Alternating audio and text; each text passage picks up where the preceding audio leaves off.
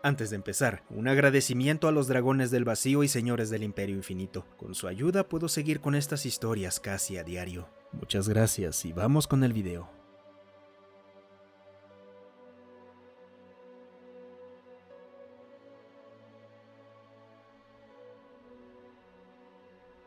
Odio a los herbívoros.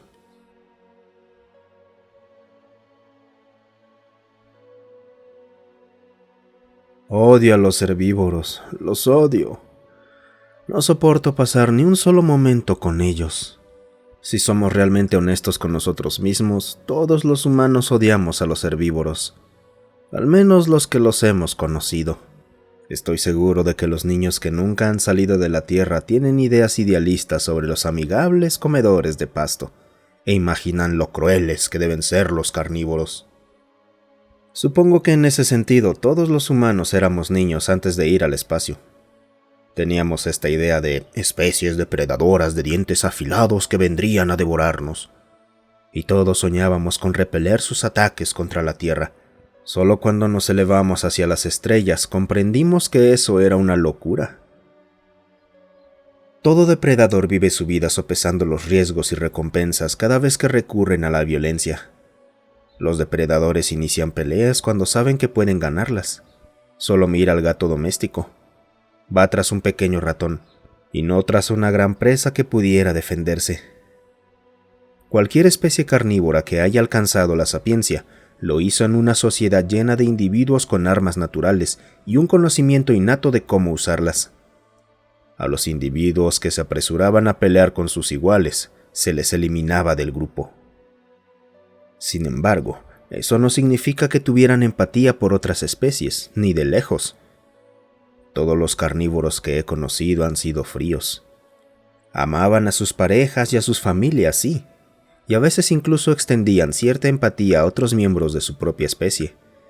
Pero cualquier otro podría morir frente a ellos por el impacto de un asteroide y no sentirían nada, siempre que nadie fuera a tomar represalias por la muerte.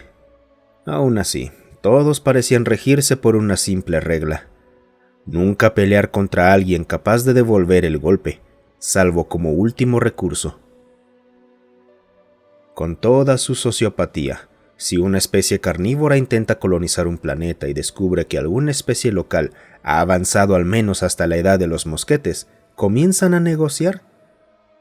Claro que podrían tomar el planeta, o simplemente evitar la región donde estén estos molestos sapientes, pero pelear podría dejar algunos heridos, y bombardear desde órbita suele disminuir mucho el valor del planeta. Además, si ignoras a una raza sapiente, te arriesgas a futuras agresiones cuando logran dividir el átomo. Así que es mejor reconocer que es su planeta, y si te permiten extraer lo que deseas, a cambio pueden quedarse con el vuelo espacial. Para una raza avanzada que obtiene acceso a los recursos de un planeta entero, unos cuantos cohetes resultan sorprendentemente baratos. Los herbívoros, en cambio, nunca aprendieron esa lección. Para ellos, la violencia debía usarse en defensa propia, por territorio, por parejas o por algo importante. Paradójicamente, eso creó el ambiente perfecto para criaturas que creían en la violencia entre iguales. Combate honorable y toda esa tontería. Sí, los herbívoros tienen empatía, pero también tienen ira y paranoia, y pueden tomar decisiones impulsivas.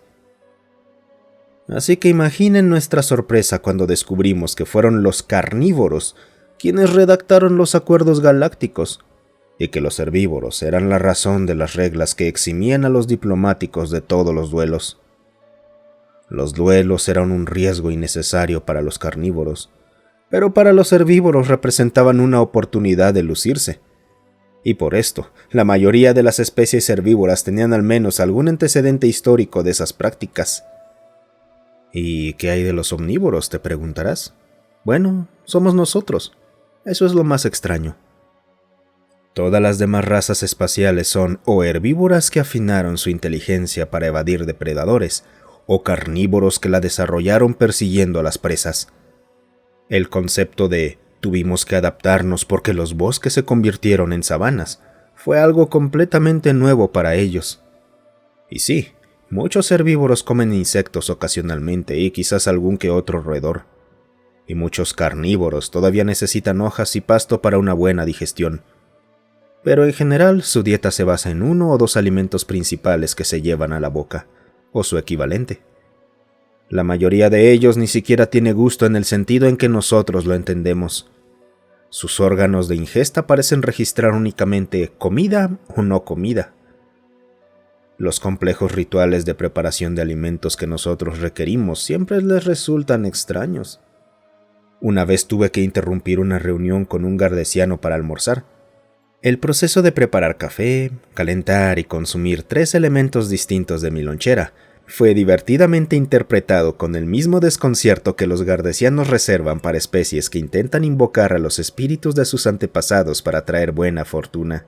Además, todas las especies, carnívoras y herbívoras por igual, tienen la regla de revisar los ingredientes de cualquier comida que ofrezca un humano. Resulta que la cafeína es un veneno para el 80% de la galaxia, y 3 de cada 5 especies se derriten si tocan alcohol.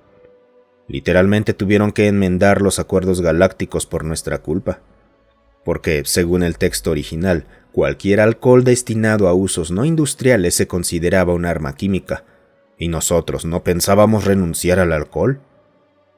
Claro, eso fue solo una razón para ver a los humanos como algo antinatural, pero por encima de todo, lo que odiaban era nuestra empatía. Los herbívoros siempre creían que era fingida, que estábamos tramando algo.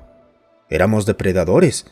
¿Por qué actuaríamos como si nos afectara el dolor de un no humano? Y los carnívoros simplemente no podían entenderlo. ¿Por qué demonios elegir carne cultivada en laboratorio en vez de cazar animales? Y además de eso, cocinarla. Mejor ni empezar con eso. Y por supuesto, ambos tenían problemas con los perros. La idea de otro depredador Apex viviendo en nuestros sillones los inquietaba. Algunos académicos llegaron a comprender, al menos en teoría, la dinámica de manada, pero realmente fue algo más aceptado que entendido. Si eras herbívoro, domesticabas animales para el trabajo.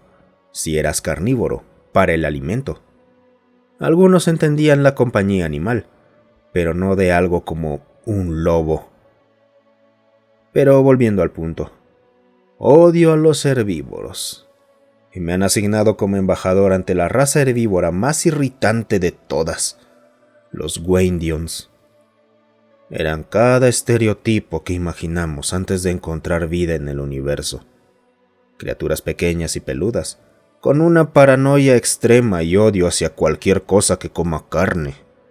Simplemente ignoran el hecho de que los carnívoros los salvaron de una probable extinción. ¿Cómo? Verán, la mayoría de los herbívoros elimina a todos sus depredadores naturales cuando alcanzan cierto nivel tecnológico. Pero los Wendions decidieron exterminar a todos los depredadores existentes, incluso a los insectos depredadores. Eran tan asustadizos que nunca se expandieron más allá del continente donde evolucionaron, salvo por expediciones científicas. Así que intentaron erradicar depredadores incluso en el 80% del planeta donde no vivía ningún Wendion. Naturalmente, no estuvieron ni cerca de lograrlo. Consiguieron eliminar alrededor del 27% de las especies depredadoras antes de que su ecosistema empezara a colapsar por la sobrepoblación de presas. Pero tuvieron suerte. Los Kraetals aparecieron justo a tiempo y vieron una enorme reserva de caza. Así que hicieron un trato. Los Kraetals restauraban el equilibrio ecológico y a cambio podían cazar y comer lo que quisieran, además de derechos mineros y combustibles fósiles. Los Kraetals no son tontos. Y entonces actuaron con eficiencia. Introdujeron especies de otros mundos, clonaron algunas extintas y crearon nuevos depredadores mediante ingeniería genética. Y durante todo el proceso, los Wendions se enfurecían ante la existencia de sus propios salvadores. Así que sí, los herbívoros son molestos, y los Wendions son los peores. Todo esto cruzaba mi mente mientras descendía de la lanzadera. Mi perro, Sócrates, ladró y corrió unos pasos adelante. Estaba feliz de estar en un nuevo espacio abierto, pero estaba bien entrenado y se mantuvo cerca de mí y giró la cabeza. Le hice una señal sutil con la mano y regresó a mi lado. Adoptó su pose más digna mientras caminábamos. De hecho, los Kraetals recomendaron llevar a Sócrates. Estaban seguros de que la presencia de otro carnívoro de dientes afilados olfateando al embajador Gwendion lo descolocaría. La idea les parecía bastante divertida. Creo que en el fondo lamentan no tener su propio codepredador domesticado. Pero sobre todo, parecían hartos de tratar con los Gwendions. El diplomático Gwendion estaba al final de la pista. Medía cerca de 1 metro y estaba cubierto por lo que parecía pelo marrón. Digo, parecía, porque no era queratina, así que técnicamente no era pelo. O al menos eso dijeron los pedantes xenoantropólogos que me prepararon para esta misión. Era simplemente un manto de algo. El embajador Gwendion se sostenía sobre 4 patas y tenía 2 brazos.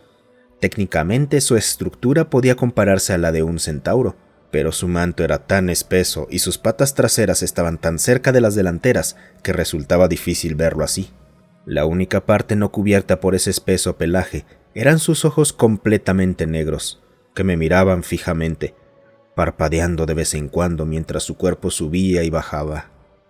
Me di cuenta de que ese balanceo no era natural en ellos. El diplomático ya había iniciado su saludo tradicional, y no se molestó en esperar a que yo estuviera lo suficientemente cerca para oírlo. Se movía de un lado a otro mientras cantaba. El traductor en mi oreja me transmitía las palabras, pero el dialecto era tan arcaico que, según se decía, la mayoría de los Gwendions tampoco entendía la mitad de lo que significaba. Así que supuse que muchas palabras estaban mal traducidas. Saludos, lejos, concurso de comida, filtro de agua, buena voluntad, día y noche.